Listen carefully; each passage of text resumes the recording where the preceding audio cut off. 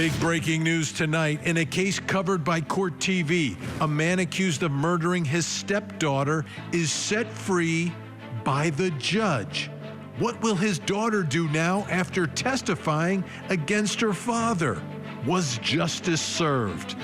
We are live with the latest. It is ordered granting the defendant's motion to dismiss. In the low country of South Carolina, rumors of Alec Murdaugh on an OnlyFans page after photos of him in prison without a shirt start circulating on social media. Tonight, we get to the bottom of this wild rumor. I'm innocent. I would never hurt my wife, Maggie, and I would never hurt my son, Pawpaw. On the docket tonight in Laredo, Texas, the former Border Patrol agent convicted of murdering his mistress and their young son, pleading for his life as the jury decides whether or not to send him to death row. We grieve for their loss. We treasure those lives. It's indescribably sad. It's unbelievable what happened to them. Condemn the sin and not the man, because we are all sinners and we all fail. In tonight's Tank Takes, a man sees a hungry bear eyeing up a baby moose, so he grabs the moose and puts the moose in his work truck and saves the moose but loses his job. Tonight we're asking, should this baby moose saving man have been fired? Get ready. This hour of closing arguments starts right now.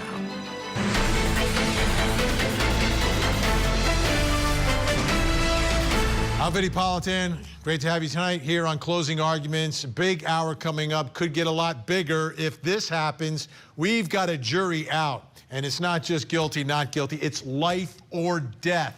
Life or death. We hear anything from the courtroom, we'll take you there live. We will have a report. There's the seal. You know what that means? That means nothing's happening. Jury's deliberating. Jury's deliberating. Like I always say, they can come back at any moment. When they do, we'll take you there. In the meantime, shocking to say the least. Every trial we cover here on Court TV, criminal trial, right? The state finishes their case, and then there's the old motion to dismiss. Oh boy, there goes the defense attorney again, explaining to the judge why the jury should not even make the decision, that the case is so weak that the judge should just throw it out.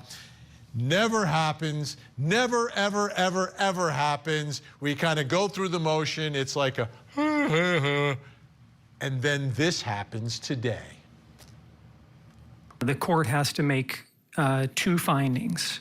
Is there a reasonable inference that Alissa is dead, or could the jury make a reasonable inference that Alissa is dead?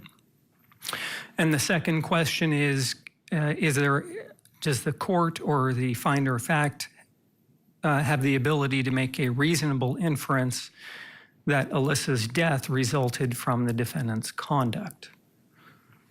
The court has considered the evidence presented without the defendant's statements. The court finds that there is a reasonable inference that Alissa is dead. I find that this court could make that reasonable inference, and that the jury could make that reasonable inference.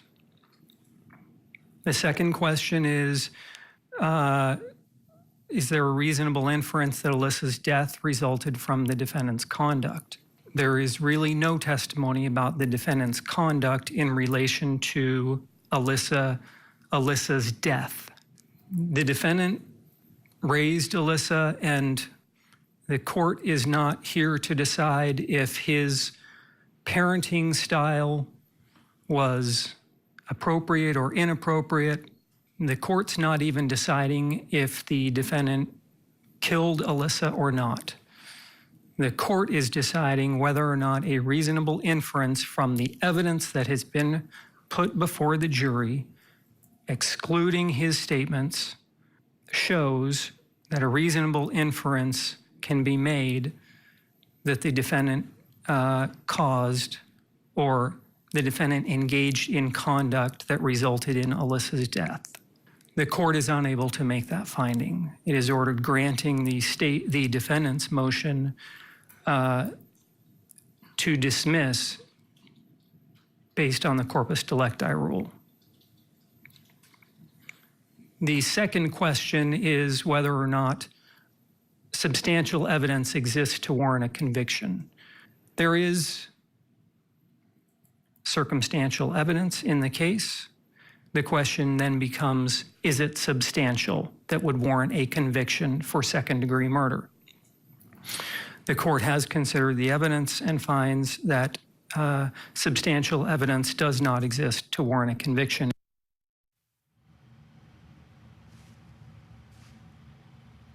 They turned Turney loose. They turned him loose. Out the door. This is the man accused of murdering his stepdaughter. The key witness in this case was his own daughter, the half-sister of the victim, Sarah Turney. Did the social media, the podcast, everything else. What happens to her now? She testified against her father, and now he's been turned loose. Not enough evidence to take it to the jury. This never happens. For more on these shocking developments, let's bring in Court TV legal correspondent Julie Janae joining us live in Maricopa County tonight. Julie Janae, it's like, this doesn't happen, right? We usually sleep through this part of the case. It happened. My goodness. First of all, was Sarah there when the judge made the ruling? Did Sarah understand what was happening? Did the defendant, like, what happened inside that courtroom? Sarah did hear what happened. She was inside just like she always is. She's one of the first people inside of that courtroom every single day. This has become so much of her life. She is a podcaster now because she began podcasting to find justice for her sister. But we understand that she looked like she was trying to hold back tears while she understood what this judge was saying. You saw how it came out. It was a bit slow in the way that Judge Myers explained what was happening and that he was going to be allowing this defendant to be released. Even Turney seemed to be a bit confused. He uses a hearing device to help him understand there inside of the courtroom. So it seemed like he didn't even really hear what the judge was saying. But we were the only media outlet on the certain side of the courthouse to see Sarah Turney leaving. It took some time, about 30 minutes after this decision by the judge, for her to leave. There she is with her brother, James Turney, both of them children of the defendant who testified against him. And now knowing that their father is going to be released after 3 years in jail. We also stopped by the Maricopa County Jail to see if they had fully released Michael Turney yet. They let us know that the process can take up to 24 hours, even after a judge signs that order for acquittal, order for release. So it does not seem that he has been fully released yet, but we do have some friends here in Phoenix at a local station who are also there monitoring what's happening, how he's going to leave, who's going to possibly be picking him up, what the process is going to be after he has spent those years behind bars. I will tell you, as far as Sarah Turney and what's next for her, she had been under sort of a pseudo gag order. She wasn't speaking much on social media because of this trial. The judge didn't grant the gag order, but she agreed after the defense tried to keep her from sharing evidence during this case. She really agreed to pull back on social media. So we haven't heard much from her, haven't heard anything today. I talked to her attorney. He said she is simply not giving any statements at this time. And I'm wondering if there's any fear. I mean, she testified against her father, believes that he's a killer. He's been locked up for 3 years, really because of, because of the evidence and the investigation. But I mean, she is the one who put the spotlight back on this case, looking for that level of justice. And we know this man, it's not like totally innocent guy. He's served 10 years in prison for making pipe bombs. So obviously, this guy could be very dangerous. There's so much in this case that the jury never heard and didn't come into this case. That includes the pipe bombs that were found in his house when they were looking for evidence of what happened to Alissa. There were all of these rumors about him potentially molesting her, or her telling people that he molested her, that didn't come in. And even things from his past where people said that he was inappropriate with them or with other females that were in his life in the past. None of that came out in this case, but we don't know what could happen next for him, but we know he's 72 rather. He's got a lot of issues with his health. He brought those up, and that's one of the reasons he was in a wheelchair inside of the courtroom. So who knows what his life is going to look like. He is a veteran. He's a former police officer. He has services that were helping him when he was out. So he may be able to return to his normal, if you call it that, life, because he had just gotten out of jail 3 years before when he was released for the pipe bomb. So he was in the wheelchair in the courtroom. I mean, is that how he gets around? Can he stand up? Can he walk? And again, my concern is whether or not there's going to be any bitterness or some anger. This is a guy who had pipe bombs. He knows how to use a weapon. I'm not saying he's going to do something, but, you know, I'm sure Sarah, that could be crossing her mind tonight. How have we seen him walk?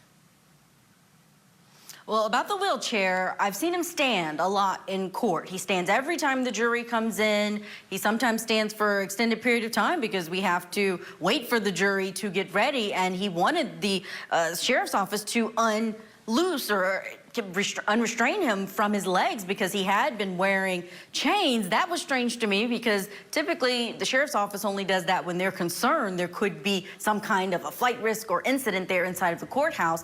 They were halfway through the trial able to release that, but he wanted to be able to stand each time the jury came in. In terms of what he could be capable of, this is a man who had a manifesto in his home. When they found those pipe bombs, they also found one, manuscript called Diary of a Madman Martyr, where he said he was planning to use those bombs to go blow up a union hall where all of his former colleagues in the electrical workers union hung out because he believed that they had something to do with Alissa's disappearance. Okay, I do have another question about this guy. So he served 10, do we know if he was on parole? And the reason I'm asking, I'm wondering if there's any way the system has any sort of control over his life in terms of having to report where he can go, where he can't go, who he can contact, who he can't contact. Is there anything like that that we know of at this point? That is a great question. I don't know of there being parole. I feel like that would have been something that would have been mentioned during his bond hearing when the prosecution was trying to keep him in jail and the defense was trying to get him out during the pendency of this case. We didn't hear parole come up, but we did hear he has a prior conviction. Look at what's in his past. So this is a reason that he needs his high bond. He did get a $500,000 bond, but I didn't hear specifically. It's a great question. We'll look it up and see if that parole has extended since he was released in 2017. Unbelievable. And finally, any sort of response today from either the defense or the state to this shocking moment? We did push to get a statement from the prosecutor's office. Here's a look at what it says. They said that for more than 20 years, her family, meaning Alissa's family, fought for justice, and their perseverance is a testament to the love they had for Alissa. They're proud of the hard work by prosecutors and the law enforcement in this case. While our office doesn't agree with the judge's ruling today, we respect the decision of the court.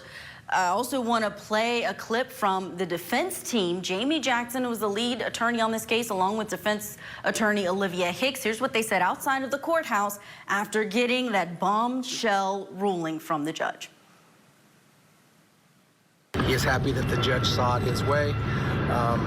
He's excited that he'll be able to get out of custody. He is obviously still very concerned about the case and Alissa and trying to find who actually killed her. So that is what he wanted us to tell you. At some point he may give more statements, but at this point that's all we can say. Thank you. And a question so many people have had for us, Vinny, is whether or not he could be tried again for this. The answer is no. Jeopardy attaches. This is an acquittal, the same as if a jury found him not guilty, so he cannot be tried on this particular charge of second-degree murder again. And there's no appeal, there's no nothing. This is it. It's over, folks. Michael Turney will be turned loose any moment from the jail. Unbelievable developments today. Julia Janae, Court TV legal correspondent in Maricopa County, in the middle of it all. Thank you so much, Julia. Thanks, Vinny. Let's bring in our think tank. Join us then in Englewood Cliffs, New Jersey, criminal defense attorney, former prosecutor Al Wunsch III. Also with us in St. Bart's, that's an island in the Caribbean, or Caribbean. Criminal defense attorney Darnell Crossland, and in Philadelphia, Pennsylvania, family law attorney Jennifer Brandt. All right, where do we start? Like, holy cow. The judge just, this isn't like a simple possession case. This isn't like a simple theft case. This was a murder case. Jury's not making the decision, not enough to get there. Al, your response tonight. Then it wasn't a great case. I mean, we talked about it last week. We didn't think it was a great case. I mean, basically it was you know, I'll tell you on my deathbed was the extent of the evidence against the guy. It was not a great case. And well, what do you think he's going to say on his deathbed now? Oh, you know, April Fools. I mean, I don't know what he's going to say. It doesn't matter. At least he's going to be in his own bed. And it's nice to see a judge actually do something like this. I mean, we make these motions all the time. And I have had them be successful. But you know what? That's what the law is supposed to be. If the judge doesn't believe there's enough there to go to a jury, he should take control, or she should take control of it and do what this judge did. Kudos to this judge, because it's better for 100 guilty persons to escape rather than one innocent person suffer, as Ben Franklin once said. And kudos to this judge. I know people are going to hate it for it, but it wasn't a good case. It was a case based mostly on just sentimentality. It wasn't based on evidence, and the judge saw through it. Good job. Darnell Crossland, there's one thing, like the one innocent person Al was talking about, but this one allegedly innocent person also had a whole bunch of pipe bombs in his house. So he's got a little bit of a past. But despite that, and this wasn't the jury making a decision, the jury not getting the info, the judge knows everything. Are you shocked, Darnell? Are you shocked tonight? Absolutely. I'm absolutely shocked. I'm shocked on two levels. I'm shocked, one, that I agree with Al 100%, and I'm shocked, two, that a judge finally did something right. And by the way, I'm back home in my office. I'm not in the Caribbean anymore. So I'm starting jury selection in the morning, and I'm extremely angry at what's happening in my own case. We filed a motion for speedy trial, which means you must be brought to trial in 30 days. If not, the indictment must be dismissed. We did that 3 times. They kept finding issues. So the last time I did it totally how they wanted it. And what they did was they called this case to trial, alleged trial, called one juror, questioned that juror, let that jury go 2 weeks ago, and then said, we met our burden. You've been called to trial. So you're bitter because you're not in St. Bart's anymore. Let's be honest, Darnell. No, let's be honest. Because you're not.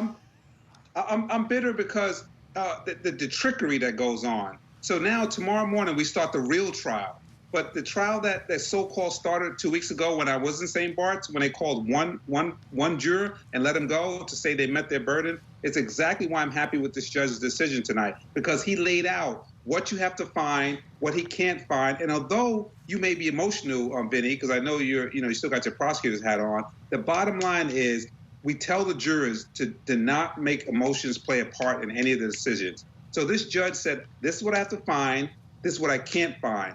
This is what I have to find, this is what I did not find. And that's what the judges should do. And as Al said, it's better for 100 guilty men to go free than one innocent man to spend a day in jail. And so what the judge did is for the general population.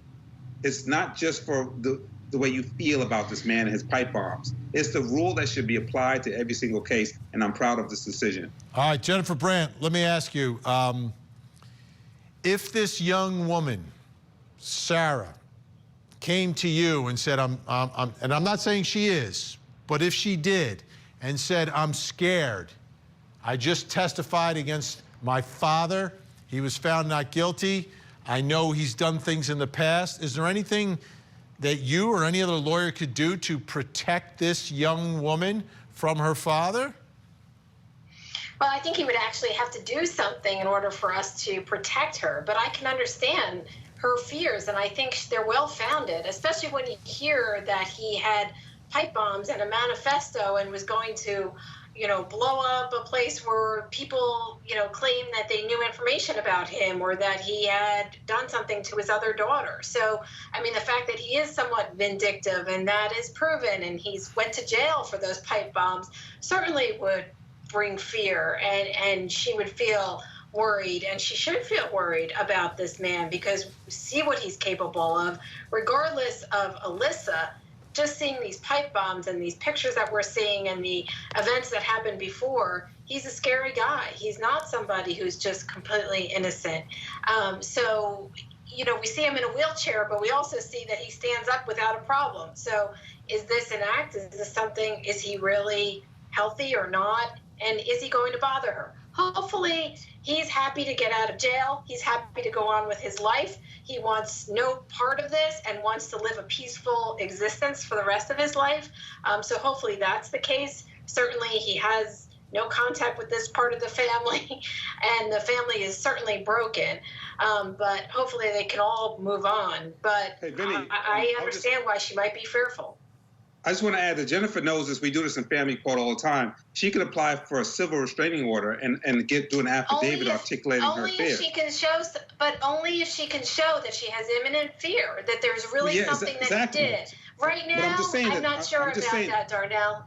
I'm just saying that that's a start, and with the record that was made here, that the judge may find it was imminent. Just to answer Vinny's question, that's the best she can do. Show that all this stuff and do that. Let's just hope that he's happy, like Jennifer said, just to go home and watch court TV, right? That's it. All right. And with us the whole night, Al Wunsch, Darnell Crossland, Jennifer Brandt, up next. Shirtless pictures of Alec Murdaugh behind bars all over social media and rumors that he started an OnlyFans page. Tonight, the truth.